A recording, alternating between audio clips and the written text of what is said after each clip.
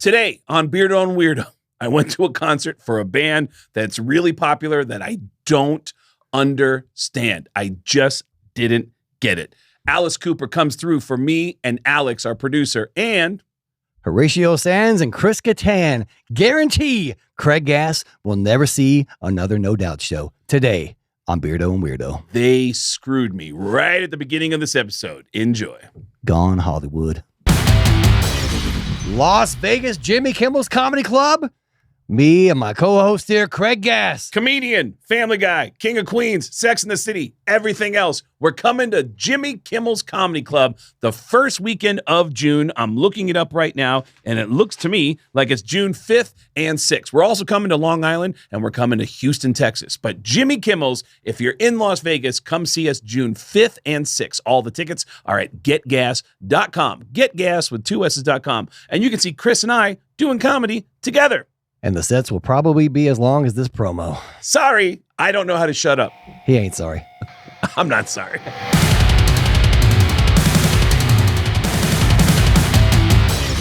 Man, have we got some stories for you. I have a grievance I want to air on this show. Is this a Craig is pissed? It's not a Craig is pissed. It's like it's something that Okay, good. Don't be honing in on my stuff. That's my bit. it's something that oh my God. And it bums me out because it's two people who I really love. Chris Kattan and Horatio Sanz. Yes. We just did a show with a couple nights ago. Friends of the show, shout out. That's right. That's what the hip podcasters do. Yeah. The hip podcasters do. It's been a morning. It's been a life, honestly. With your monster energy getting you all cranked up. You went to the No Doubt show, right? You went to see No Doubt at the Sphere? We were both stumbling over I words. know. Yeah. Yeah, I went to the Nose Doubt. Nose Doubt. Yeah, I did. It was incredible at the Sphere. Woo! No Doubt is in town. They've been here for a few weeks. They're going to be here for a few more weeks. I've known the bass player, Tony Kanal, for, I don't know, probably 15 years at this point. He's come to shows of mine in Los Angeles. Super nice guy. And I hit him up a couple weeks ago to say, hey, I'm coming out. Now I'm going to be in Vegas. A few days ago, he texted me back and said, hey, you doing any shows? And I said, I am. I'm doing shows this weekend with Horatio Sanz and Chris Kattan. And he said, man, I'm performing the same night. God, that sucks. Stupid job. Yeah. And then he hit me back and said, you want to go to the show? And I said, I do, but I got to wait till Darcy gets into town. And I said, but I remembered when we left the studio, we had Chris Kattan and Horatio Sanz on the show. We started talking about No Doubt when we wrapped up the recording. Mm-hmm. And as we were walking out, they were like, oh man, I remember No Doubt when they were on SNL. And they both separately met No Doubt during different appearances on SNL. And they said, man, we want to go to that show. And I said, you want me to ask Tony? I know Tony, the bass player. And they're like, yeah, hit him up. Mm-hmm. So I hit up Tony. When he said, do you want to go to the show on Wednesday? And I said, I got to wait for 2 weeks, but Horatio Sanz and Chris Kattan want to see you. And he said, are you serious? Oh, okay, let me see if I can get that set up. Uh-huh. And when he says, let me see if I can get that set up, that already indicates to me it's tight. Yep. I'll see what I can do. I think I see where this story is going. And so they pulled a Kael. Oh, did they pull a Kael? They pulled a goddamn Kael. Where Kael will like ask me, hey man, do you know this comedian? I go, I do. He's like, can you get me into the show? I'll be like, absolutely. And I'll text the person. And if they know you or if they don't know you, they get excited because if they know you, I get it. Well, if they know you, then they'll be like, oh man, that'd be great. I'm a fan. Uh-huh. If they don't know you, they Google you and they go, wow, this dude, holy cow, man, yeah, I'm excited. Again. Yeah. I get it. And then I'll get a text a few days later going, hey man, he never, did he show up? And I'm like, and I started texting Chris like, hey man, what happened? He's like, I had to poop or whatever. You got your, it's never that. It's always the couch. The couch. It's the couch. The time of the show. Yep. I'm out on the road all the time. And then when I'm out on the road, I'm looking for things to do. Right. And I got energy during the day, but then at nighttime, I'm like, do I feel like I've been here eating Grubhub all day? Right. Grubhub, shout out. Yeah. Potential sponsor. But then you'll no show at a show. Yep. And but I have gotten much better about that since you raised the point a long time ago. You might need to raise that up with Horatio and Chris Kattan. Well, I will. You guys want some tickets? Yeah. So I've told you we've gotten to a point now when Chris says he wants to go to a show, I'll say, yes, I will set it up if you are definitely going. Yep. And then he'll tell me, all right, yes, I will definitely go. And then 75% chance I'm definitely going. Right. So Tony Kanal says, I got it. I got them all set up. And I'm like, oh my God, these guys are going to get free tickets to see No Doubt at the Sphere. Oh. So I text Horatio and Chris Kattan. And I'm like, you guys are all set. And he's got tickets for you and passes. And Chris hits me back and goes, man, I can't make it. No, first it's Horatio saying, hell yes. And he's super stoked. Uh-huh. And then later that day, Horatio or Chris Kattan says, I can't make it. And I'm like, did he still have a lisp when he said it? I go, dude, I got you guys set up. And then the day of the show, I'm thinking, you know what? Maybe I'll take the ticket and I'll go with Horatio. And I said, all right, you know what? It looks like Chris isn't going to go, but I'll go with you. And he's like, cool, man. And then a couple hours later, he was like, man, I'm really stressed out about the show. I'm going to have to bail. And I can't go to a show after I said Horatio and Chris Kattan are going to go. And then I show up looking like I took their tickets. They both said they couldn't come. Yeah. So they both bail, and I apologize to Tony. Oh. He's like, oh, okay. All right. Yeah, man. Well, that's a bummer. And I'm like, yeah. And then I feel bad about the whole thing. And then Was that Wednesday the 21st? Is that the show you went to? That's the show I went to. Okay. On your birthday. Yep. Right? Yep. And I didn't get passes on my birthday, Chris Kattan, No. Horatio Sanz. I was there. I actually went to it on my birthday. Yep. After having a wonderful meal. And that show crushed. Yeah. At some point, we'll roll some stuff in here. Oh, you got some footage of No Doubt? Yeah. All right. I don't want to do it because you're still going to go. So I don't want you to see anything before you go. Okay. So fast forward to a couple days later, and I'm doing a show with Horatio and Chris Kattan. And I'm feeling bad about how Tony, and you can speak to this. You get a limited amount of tickets for a show. You mean like me on the guest list of your show that didn't show up? No, I'm just saying Because that. I didn't do it. No, I'm saying you can speak to this. Wait, for what show? For your comedy show. Remember, he was like, I got you on the list. Oh. I was like, oh, man, my back. I'm sorry. Yeah. Oh, yeah. But when you put tickets still doing it. Sometimes people only get a limited amount of tickets that they can give to people for free. Yep. But see, I knew this is a Craig Gass show, so there's going to be plenty of seats. I wasn't that stressed out about it. But he probably would have been more happy if I had showed up.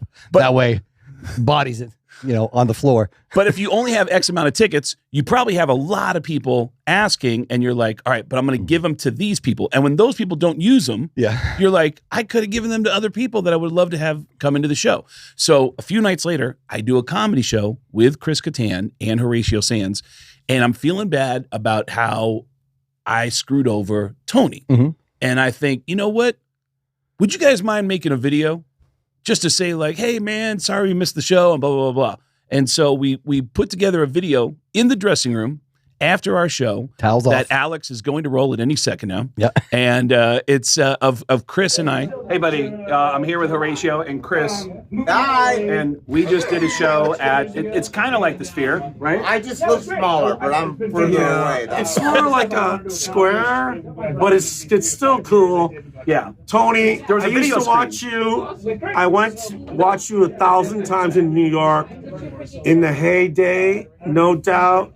I love you. Thank you for inviting us to your show. Very talented. Hell yeah, that whole fucking, I'm sure they're killing it over there. Absolutely. We had a video screen too, so it was kind of a big deal here too, right? I'm going to try to make it now. Now that I don't have to prepare for No our show. doubt. We'll be there. No doubt, man. All right.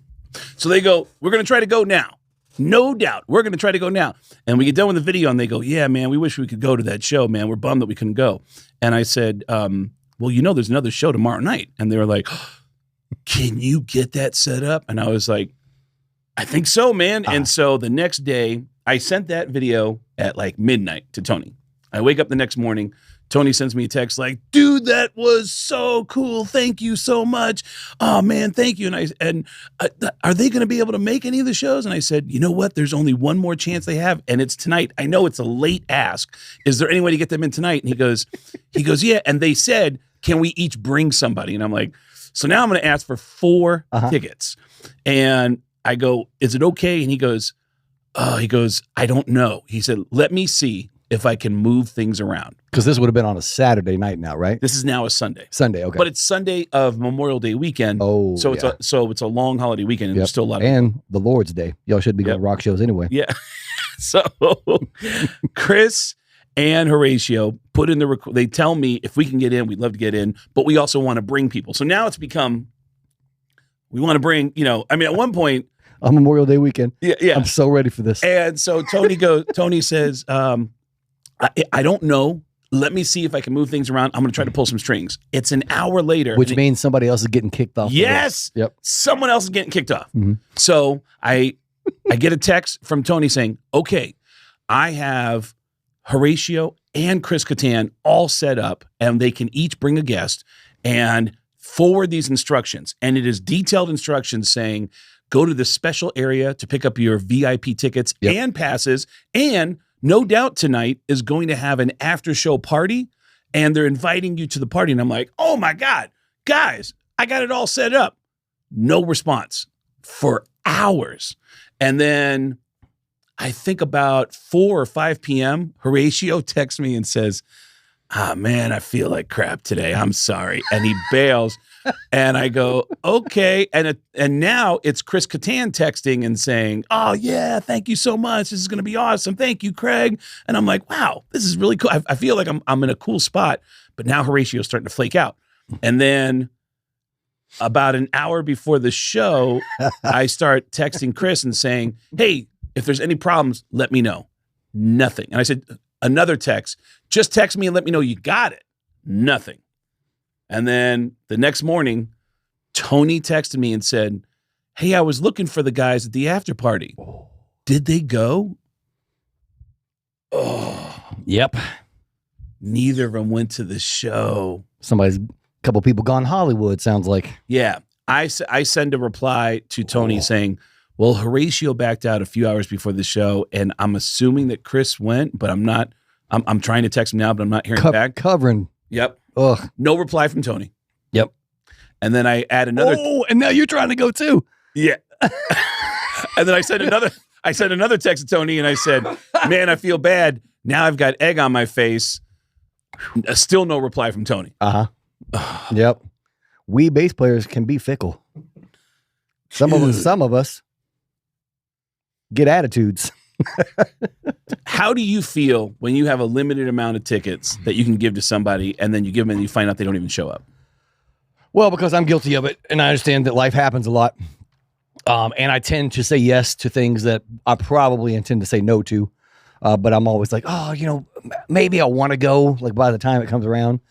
But generally speaking, I don't. So that is some rarefied air, by the way, for most people who can't get into stuff for free. That is some rarefied air. It's a real special place to be living in, where you can just be like, I don't want to go for free. Yeah, exactly. Yeah. To the Craig Gass show. I mean, I get it. I want to hear those Gene Simmons impersonations, I want to hear you play off of my jokes before. Yeah. I like that. But no, I kind of get it, but I can't remember the beginning of the story. Did they ask you to ask them, or did you offer in the first place? It starts with us walking out of the studio a couple weeks ago, and Horatio and that's what it was. Chris talking about No Doubt and how they wish they could go see them at the Sphere. Yeah. And I said, I can help you with that. Yeah. And I knew that Tony would be excited about it, and Tony would be like, oh man, yeah, I would love to have them come down. Yeah. So 2 times in a row. A total of 6 tickets now. Yes. Memorial Day weekend. Yes. 4 tickets and an after show party. Did you tell them at the after show party? Oh, I sent the instructions. Yeah. He sent me a 1 sheet that had instructions on it. And I forwarded the 1 sheet and I said, here's everything you need to know about picking up. And then like an hour later, after I didn't hear from them, I was like, maybe the 1 sheet's confusing. So I look at the 1 sheet and I see that it says there will be an after party. You will be given a wristband to go to the after party. And it's just for the band and their friends. And I was like, oh man, you guys are going to an after party. Oh my God. And then still nothing. Yeah. And I can see as an artist too, like if you reached out for somebody else, I put them on the list. They didn't show up. Okay, one time, that's okay. Yeah. I get it. And then, they can actually go this weekend. And I know it's Memorial Day weekend. It's a hard ticket to get. and they want to bring guests, Mm-hmm. and then they don't show up. Woo. And now for you, you're still wanting to go to the show. How how does that put you in with Tony? Yeah, you're gonna, hey man, they couldn't go, but I'm gonna go, and he's gonna go. Yeah. Yep. Well, you know what's even crazier is beyond that and getting that all set up is I thought, oh man, this would be a great thing to get everybody like, yeah, you guys hang out with you and have all these good vibes and go, by the way, I do a show called Beardo and Weirdo. Tony, I'd love to have you, you know. Yep. And now I can't be like, after Chris and Horatio don't show up twice in a row, I can't hit him up and go, by the way, would you want to do a podcast? Now you want me to do a show? I got you, Greg. Yeah, go ahead. Tony from No Doubt caught that show at the Sphere. Woo! I can't even say that I was like the biggest No Doubt fan. Music was always around, and I love the videos and I love the vibe. But my God, watching you on stage, you are running back and forth the entire time. Tons of energy, much like myself out on stage. I get it. And you were playing bass lines far more complicated than the stuff that I'm playing. Rocking on the O and the 1. Doom, doom, doom, doom, doom, doom, doom. Yep, I could do that all day long. Beard banging, windmill with the beard, and running back and forth, no problem. But you, my friend, woo! Calisthenics. Not only did you have the chops on the bass, running those scales, but to have the breath to be able to do that and to look as good as you did on stage, Tony.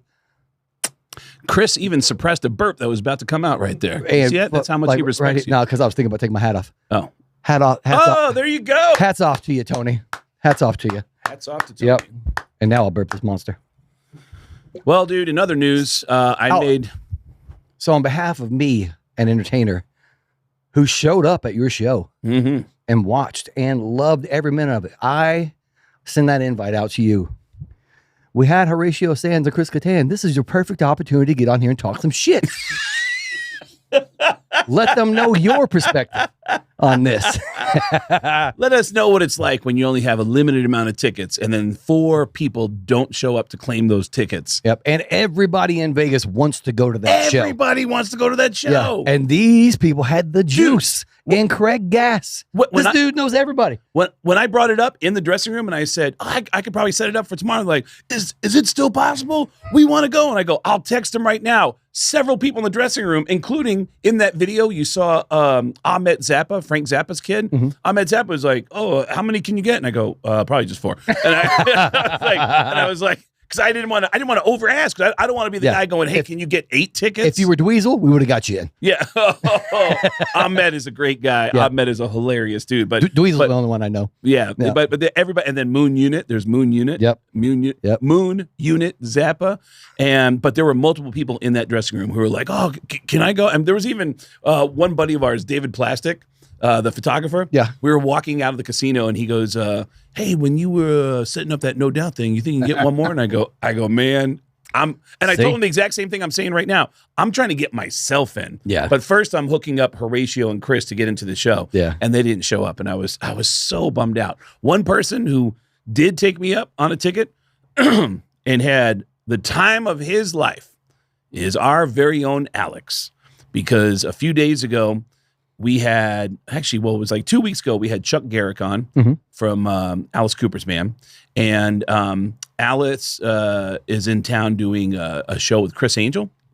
And it's a crazy hybrid show of magic and rock and Alice Cooper, who's already very theatrical. Oh, yeah. And so Chuck walks out of here and says, hey, man, if you guys want, I can get you 2 into the show. And we're like, all right, cool. And he said, I'll get it set up. He got it set up.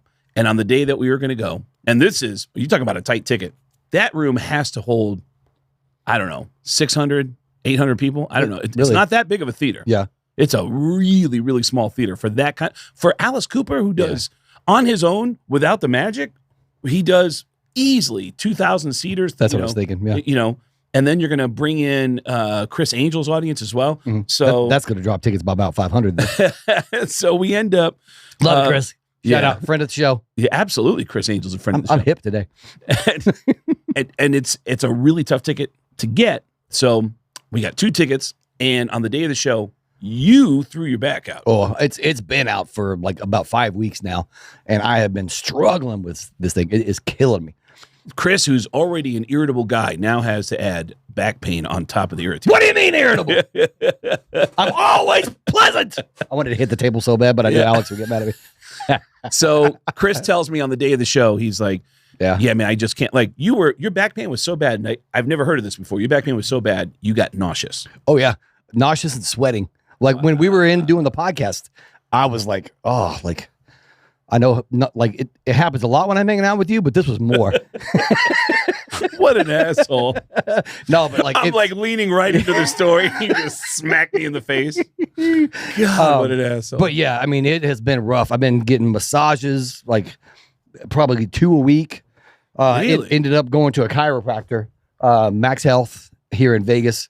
That's an unpaid advertisement, but they did an absolute wonder on my back. One of the guys works on the Raiders here in town. Okay. So they're used to coming in, basically getting hit by cars. Wow. Out on the field. Wow. And this guy like did so much like great work on me. Today, like it's been about a pain of 8 if I don't take any Motrin or anything. But today I woke up after having, what's today? Today is a Tuesday. Tuesday. Yeah. My last adjustment was on Friday, and I've had significant decline in pain since then. I'm about a 3 without Motrin right now, so I'm hoping I'm able to continue to fix this. I've been doing a lot of stretching, a lot of mobility exercises with my trainer Gil over at Extreme Couture, and man, it's been an absolute mental, the whole time. I've always it said, affects my entire day. Yeah, I've always said, like, you can't. You feel like you relate. If you care about somebody in your life who's going through a physical issue, you empathize. But it's not until you go through it yourself that you go, oh, man, I know what that's like. I've thrown my back out twice randomly in my life. Just one time, just waking up in the morning and going, what? And I had to crawl out and then lean back. And I remember that first time I threw my back out, going to a chiropractor, and the chiropractor said, all right, I'm going to stand at the other end of the hallway. Just walk towards me. And I was like, all right. So I just walked towards him, and he goes, yeah, that's bad. And I go, I'm just walking. And he goes, you're walking like this. Okay. And I was like, I am? I didn't even know it. I was just, the pain, like the Pink Panther. Yeah. I like the Pink Panther. And without the cool music. Yeah. Nope. I don't want to get demonetized. Yep. Just a couple of farts here and there. But I really, once you've been through it, you can really empathize. So I'm really sorry you had to go through that. Yeah. On that day, though, with you having back pain, I looked over at Alex and said, Alex, what are you doing tonight? And he said, nothing. And I said, you want to go? Second question, how's your back? Yeah. He goes, well, I'm not 52, Craig. And I said, do you want to see Alice Cooper with Criss Angel? And this is the first time we're going to have a conversation with Alex on the show. Alex. Look at this. What were you thinking when I first said that to you? Ratings are about to go through the roof. Ladies, here we go. The ladies are tuning in for this part. So it was fortunate that off camera, Alex, go ahead. Yeah, I'm right here on the okay. All right. My entire family was out of town. The wife took the kids out to go see her family in Arizona. So I was literally bachelor padding it up that whole weekend. You were like, "You want to go out?" And I was like, "Yeah." Perfect time. What a bummer it is to go from bachelor padding to hanging out with me. Yeah. It's like I was gonna have pizza and hang out at home. Equal chance as a married man of getting laid, though. Yeah. Well, he's got 3 kids. Who we kidding? So we go to the concert, and man, you can't show any images from it because they confiscate your phone when you walk in, and they do the same thing that Chappelle does. They have Yondr bags, so you got to put your phone away in the bag, and we go in and watch the show. What were we saying? You were going to say something about the Yondr bags? I was saying something about your bat phone that you normally keep on you. Oh yeah, Craig's always got 2, so he'll put one in the Yondr bag, and then walk in with my actual phone, so I can still have access to my phone because I get annoyed with that. I shouldn't even give that trick out. But when I saw Chappelle, I shouldn't say who this is, but somebody that's for the Patreon. Yeah, somebody.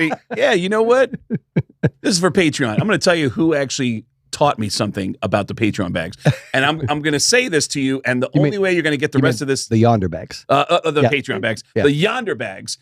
There's a way out of the Yondr bags, and this is for our Patreon.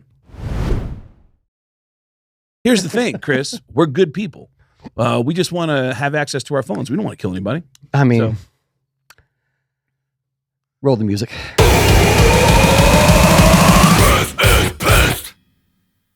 So I was just reading an article. Yeah.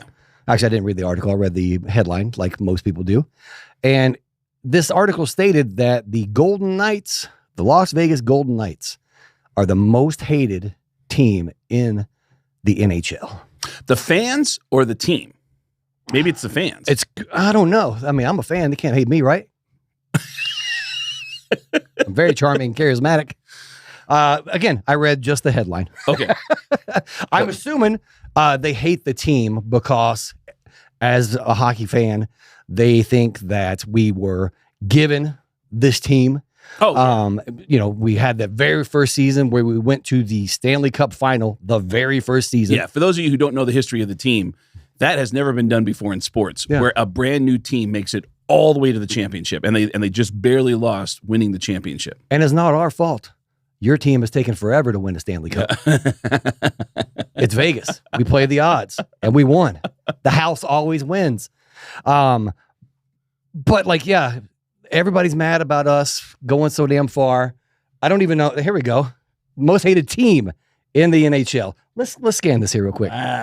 Most hated team. That's too much reading. Yeah. Where's number one? Let's see here. Well, it says, who's writing this article, by the way? They're not even a decade old as a franchise, and yet it's safe to say they're the most hated team. What do you mean it's safe to say? Safe to say. So there was no poll? We're Cool. deep into 2026 playoffs now, and Golden Knights are set to face off against Colorado, who they're kicking the shit out of right now.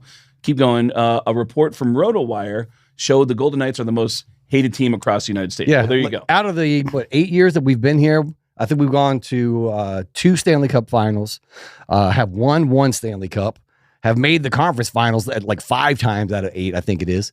There we go. Expansion draft success, meaning that all the teams set aside a couple of players that they didn't want to hold on to. We picked them up.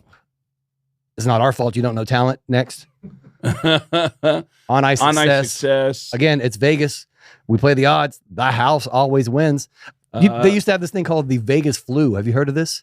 No. The Vegas flu, that first season, that's what a lot of people were saying was happening, is that the teams would come to Vegas expecting Vegas to suck. They're in Vegas. They're like, oh, I'm drinking all night. Oh, yeah. And then the next day playing on hangovers, thus the Vegas flu. You might want to get your drinking under control. Next. Brash social media presence. While minor compared to other grievances on this list, the Golden Knights earned an early reputation for having a cocky social media presence. I don't know where they get that from. Vegas had a very distinctive voice on social media. So here's an example from 2017. This is 9 years ago. We're definitely proud, not as proud as Canadians are, of how many championships they won when there were only 6 teams in the league. And then the sarcastic face. Speaking of which, Montreal lost last night against the Hurricanes. Mm-hmm.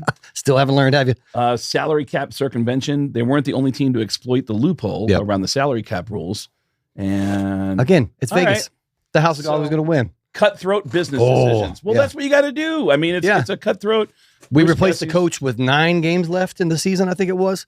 I was pissed off about that, actually. I was like, this dude has won a Stanley Cup, and they're doing this. You know what? I'm not going to say nothing. I then we went 8-1. I got to say, when you're criticizing someone for being cutthroat in a professional sports, I mean, that's what professional sports are. You have to be cutthroat. I mean, look at Tom Brady deflated all the balls. His wife, cheated on his wife. No, he didn't cheat on her. It was opposite.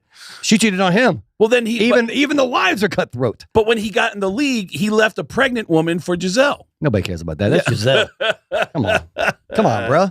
Don't be hating. But yes, so you can't hate for a cutthroat. Can't hate for cutthroat. It's like one of those things. Like, I understand where all the outside hate comes, and I'm not really that mad about it. Just made for a good piece here.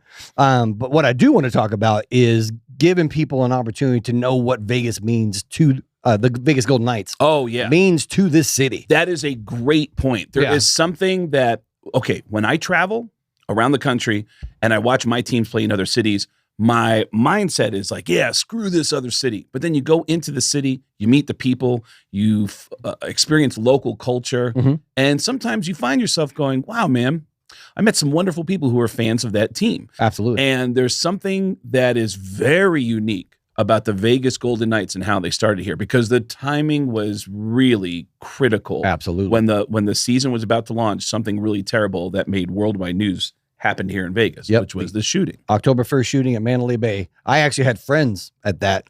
I was in Chicago playing one of the festivals out there, and we were supposed to come back to Vegas the next day. I'm on Twitter, I think it was.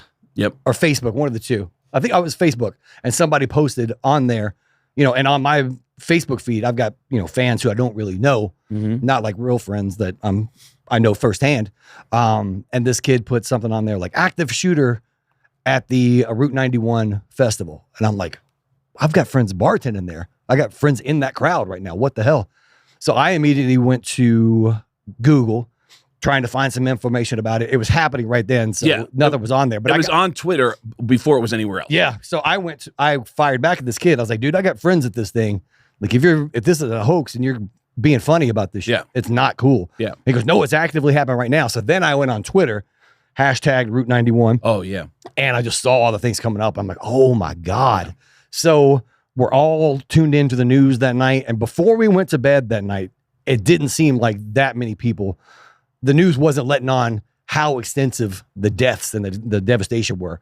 I think it might've been like 2 people dead or, maybe 10 injured at that point. And then also because it was still a very fluid situation. Yeah. There was stories about like multiple shooters from multiple angles. It was because the echoes, they were hearing echoes. It was everywhere. Yeah. And so I go to bed thinking it was like, it's America. We have these shootings all the time. Yeah. Unfortunately. Yeah. And I was like, okay, that many people, that few amount of people that they were saying had passed away already. I was like, okay, there's, solid chance that my friends are okay. The next morning I woke up and that's when they came out with like the news of everything. I was like, oh my God. So the mood in Las Vegas at that point was super, super dark.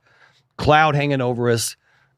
Didn't really know what had happened. Still don't know what happened to this day. I mean, this investigation is ridiculous, but I'm not going to go down the conspiracy theory. We'll get Dave Buckner on here for that. Yep. But yeah, the shout out to Dave Buckner, friend of the show, and shout out, and watching at home, Dave and Stacy and the kids. What's up, Buckners? Yeah, see, we could tag all these people in the Instagram clips now. Really make this viral. We love you, Dave. Yeah. So like dark time. And the Golden Knights were playing not many days after that. I got invited to the first preseason game.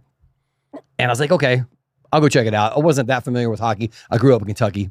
We had the Thoroughblades. That was about it. So it was fun. Yeah, you were a basketball kid. Basketball, for sure. Basketball. Even when we got the announcement that we were getting a hockey team, I'm like, yeah, it's the desert. Yeah. It didn't work in Phoenix. Well, how's it going to work here? Here in Vegas, you mean? When you got the announcement? Yeah. So I go to the game. Not very celebratory at all. This has been just a matter of days between the shooting and this first game. And Derek England, number 5, defensive guy, local Vegas guy, is giving a speech. While he's giving it, I'm like, you're not getting me. You're not getting me.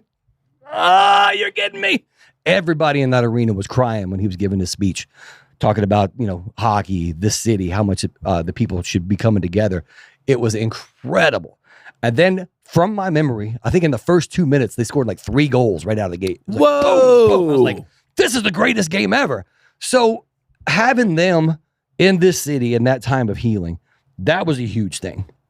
Gave everybody, lifted people's spirits, got them back into, a sense of happiness. And community. And then community-wise, Vegas has always been a transitory environment. People come in to make money, and then they leave. Yep. Not a whole lot of interaction. Not like a small town, like from Kentucky. Yeah. You see people, you say hi, you wave. Back there, we had the Kentucky Wildcats. You see somebody with the hat on, hey, and I saw that happening with the Golden Knights. So it gave Vegas a sense of community that I had never seen in, 18 years in Vegas at that point. Also, the team led a blood drive. Oh yeah, I forgot about that too. They led a blood drive and they rallied the community. Help us, help them. Yeah. And the Vegas Golden Knights players themselves donated blood. Yep. And so they punched each other in the mouth and bled out. Hey. And then had a cup. Make hockey violent again, Yep. But they actually rallied the community together to help those victims. And so right at the launch of this franchise, of this new hockey team in the desert, which is one of the most bizarre experiences ever. We're going to a hockey game tonight, and it's going to be 100 degrees today, and we're going to an NHL playoff game, walking through 100-degree temperatures into an ice hockey game, an NHL playoff game, which is just one of the funniest things to experience. Oh, yeah. And yeah, they absolutely made a very real connection with the community when they first started. Man, Huge impact. You're really messing me up on my next story that I want to tell, because this is like, I want to tell you about how somebody was upset, but after like a shooting, how do I follow up and go, well, somebody got their feelings hurt? I'll get us out of this and into your story. Yeah, go ahead. So I went to game 3 just the other day. Of the playoffs. Of the Colorado Avalanche. Man, versus, we are time stamping the fuck out of this episode. Yeah. Go ahead. So I go to the game. We're up 2-0 in the series. This is game 3. Okay. Colorado comes out, guns blazing. Yep. Sorry for the Mandalay Bay reference. Yeah. Not very, very poor choice of words. 2 minutes after, like, yeah, man, really dark time. Anyways, I got my 6 shooter. I didn't do it. Yeah. Allegedly. And they come out 3-0 right in the first period. Dude, it was insane. When it comes to sports, your average hockey game will have a total of maybe 3 or 4 goals in total. Yeah, and they came out. Colorado came out and scored 3 goals in the first period. Yep. It was a dark energy coming out of that arena because of that. There was a kid in front of me. Oh, no. He was running his mouth the whole time. Oh. I have learned over the years not to run my mouth regarding sports. Yep. Because when I do, inevitably, my team loses. Yeah. This kid was standing And up. by the way, when your team loses and you've been running your mouth, I've seen Twitter attack you for it and go, hey, what's that? And you want to shut your Twitter down. I have before. Yeah. Yeah. It is. And also, it is not a democracy on my page. I'm blocking people. I don't fire back anymore. I'm blocking. I'm done. Yeah. But this kid is standing up in front of me going, looking around. Oh, yeah, just taunting everybody. Where is everybody? And then doing this. Oh, really? Yeah. Wild. Whoa. And Colorado fan drinking a Mick Ultra. Wow. The genesis of proper craft beer. And this bitch is drinking Mick Ultra. I want to point out that Chris Kael's band is performing at the Michelob Ultra Arena later this year. But go ahead about. I'm also sober. I might as well be drinking Mick Ultra. All right, go ahead. Mick Ultra. Also at the Mandalay Bay. Shout out again. Yeah. So this kid is like running his mouth the whole time, doing this. And he's sitting in front of you. In front of me. Sitting in front of you, running his mouth. I mean, I was here. He was about 5 people over. And by the way, in the row before me. In this moment, you can't say anything. He's running his mouth, and his team is kicking our team's ass. I shot death glares. Did you at really? This kid, and he would not look at me. Okay, all right. By the way, it should also be noted, Chris takes things very personally. He's not a guy you want to irritate. I'll tell you, we walked through a very dark neighborhood in Australia. What town was that in? We were in Australia. Was that in Brisbane? I think it was Brisbane. It was Brisbane. We were walking to 7-Eleven, and at one point, a group of men started coming towards us, and Chris moved in their direction like, I hope they want to mess with me. Yeah, you see Craig like visibly slowing down. Drifting away. And I'm like, oh, here we go. Here we go. Come on, please. It's dark out. Yep. There's three versus 1. Because my friends, Craig's not jumping in. My friends, I love Jesus, but I will kick you in the face. So you got a guy who's taunting. He's trying to get everybody to feel like crap. He's taking on the whole section. He happens to be sitting in front of you. Yep. But there's not much you can say because Colorado is kicking our ass. And Colorado is a great team. This is what I expected to happen. They're the best team. I was scared. Wait, they're not just a great team. They are the best record in the league this year. Yes. I think behind, is there anybody in the Eastern Conference that's better than them? I think it's Carolina and Colorado are the 2 best teams. But Colorado is far and away the best team in our conference by a long shot. They crushed this year. Not today, they're not. Well, so Vegas starts to turn it around. Yes. In the second period, they're down 3-0. Yep. Vegas comes in, quick goal in the first minute. Yep. In the second period, we storm back, tie it up 3-3. 3-3. Now, what's going on with the guy taunting everybody? I'm going to have Alex play that.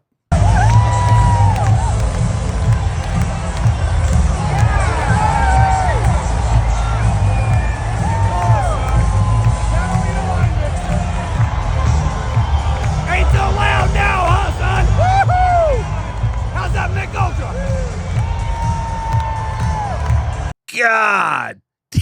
Yep. Head in his hands, not chirping at all. Wow. Was Yeah. anybody else around you also trying to give him a hard time? Oh, honestly, like people were pretty nice about it. Except for you. I didn't. The one thing I did say, You love Jesus, but you don't forgive. that's not my job to forgive. Yeah. I don't have holes in my hands. Oh my God. Yep. I said I love Jesus. I can make fun of him. Yeah. Yeah, it happened. Yeah. I didn't do it. Yep. People. Oh yeah. So that kid, head in his hands. His dad was laughing at him.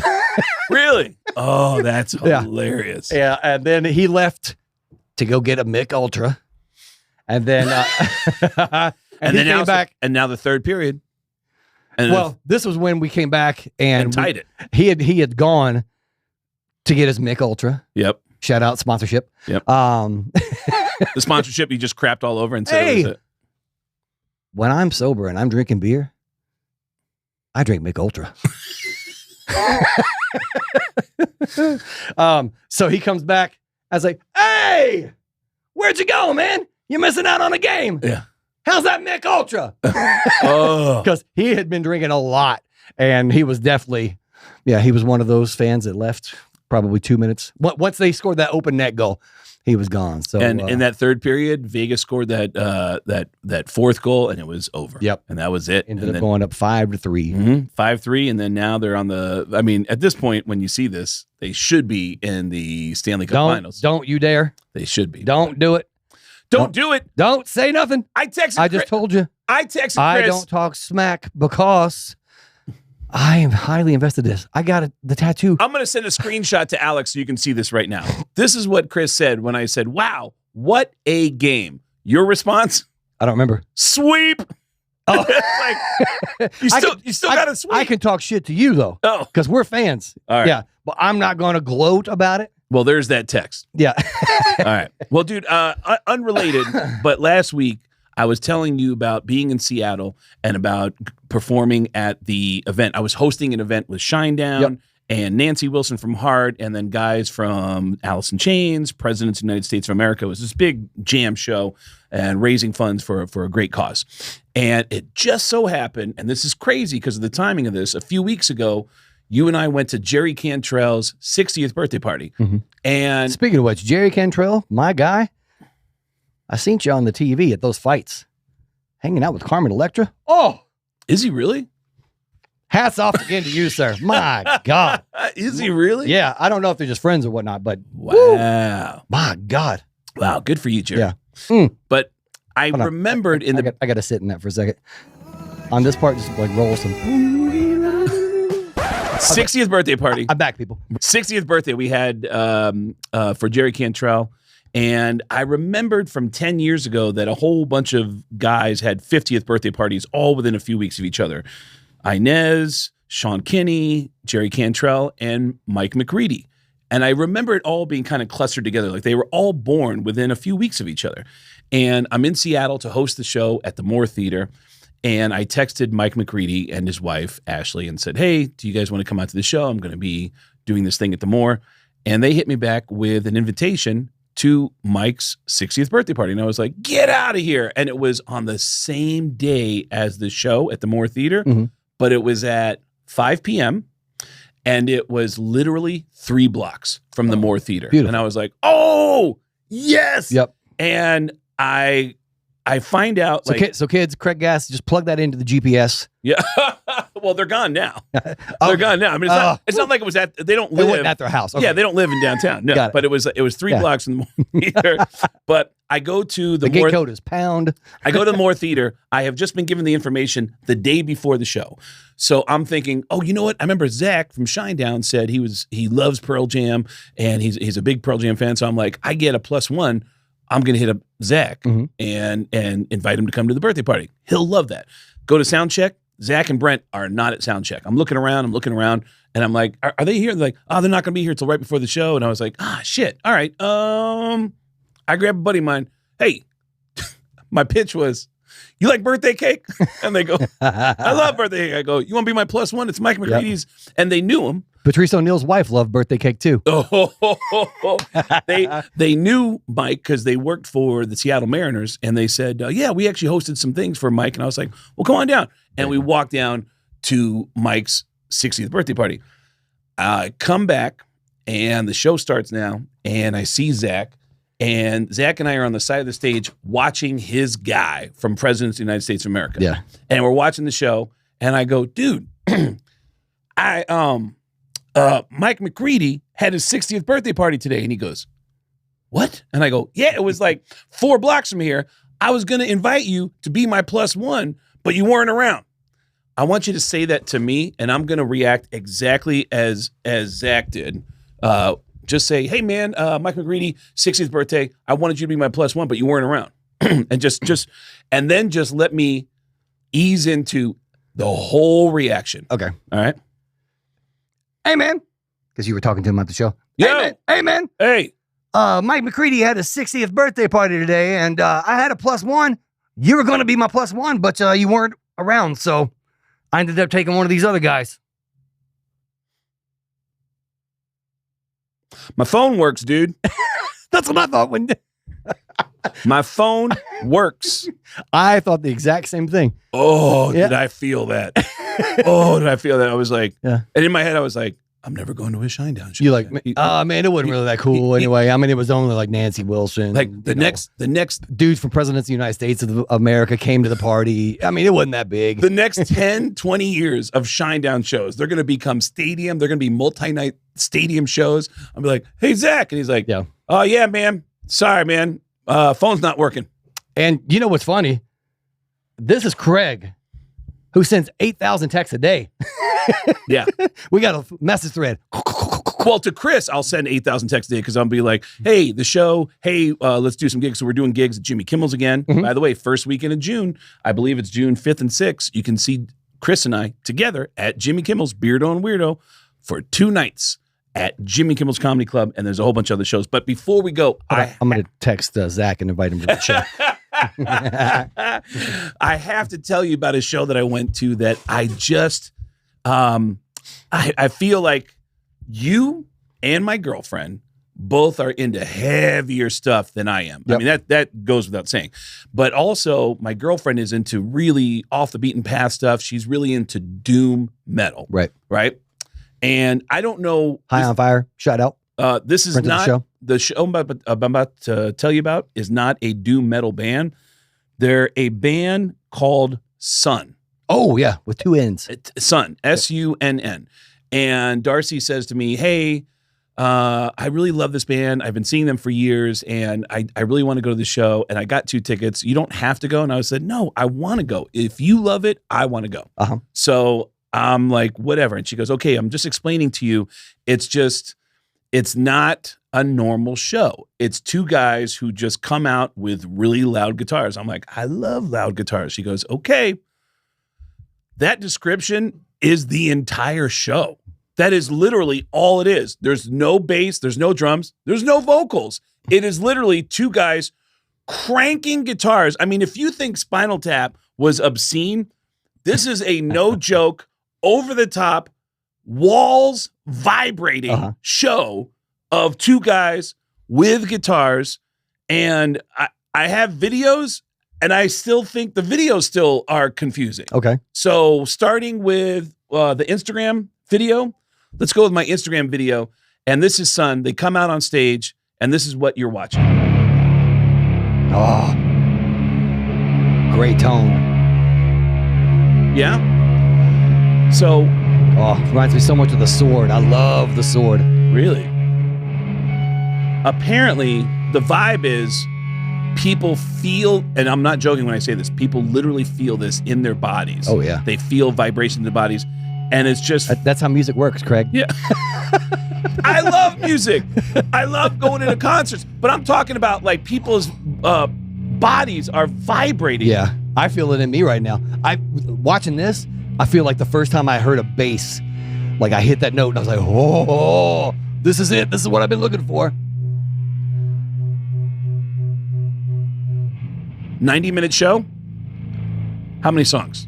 3. I just, yeah. I gave you the number 3. I actually cheated and Yeah. put up 3 fingers. 3 songs Yeah. for a 90-minute show. Where's the riff though? That's here. Get to the next song. Yeah. This is from. Are they wearing like hoods too? It's 2 Obi-Wan Kenobi cosplay guys just sitting there with unbelievably loud guitars. A lot of smoke. Was that thing sold out too? I'm sure. Totally sold out. Yep, It was I love town hall in New York City, which I want to say is 800, maybe 1,000 seats. I performed there once 25 years ago on the roast of Richard Belzer. It's where Gilbert Gottfried told the unbelievable offensive joke. I'll tell it for Patreon. Okay. But let me and when I say it's offensive, oh my God, this is the most offensive joke ever. But I want to get through. This is what the show is with Sunn. It's just 2 guys with hoods on, looking like Star Wars characters. Let's go to the next video. Still waiting on a riff. It's just feedback. It's feedback, and everybody, and then after 30 minutes, it ends, and everyone goes, yeah! And I don't get it. Here's the crazy thing. Their opening act, let's show the clip of the opening act. This is the opener, and I'm like, all right, well, the opener's going to be different. It's a guy named David Torn. It's Obi-Wan Kenobi's dad with another feedback, and he's doing feedback for like 30 minutes. Yeah, it's Hodor. Yeah.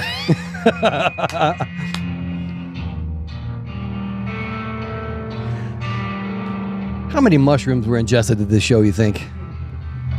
I mean, Just by that, dude. Yeah. Look at all those effects. It's basically watching Jerry Garcia practice. Yeah. Is what I think. It's like he's trying to find his tone before he gets started. Except that it's the whole show. He looks like Artek Roy. Yeah. Does it really? Yeah. People All right, so love this. All right. I have been to a show with you when it was something that I really wanted to see and you didn't necessarily care. It was Cannibal Corpse that we went to. And I don't have it on. Oh, right that's now. right. I don't have it on me right now, but I have I'm gonna have Alex put in. This is going to a Cannibal Corpse show. Was it in what city was that with in? Craig Gass? What city was that in? It was in Pittsburgh. Pittsburgh. Yeah. We're in Pittsburgh. We're doing shows. Steel City, and it was a Friday night. Big J. Okerson was at the Improv. Yep. So we went to the Improv. We saw Big J. Okerson, and then we came across town and saw Cannibal Corpse. Yep. And it was my first time ever at a Cannibal Corpse show. And this is what I looked like at that show.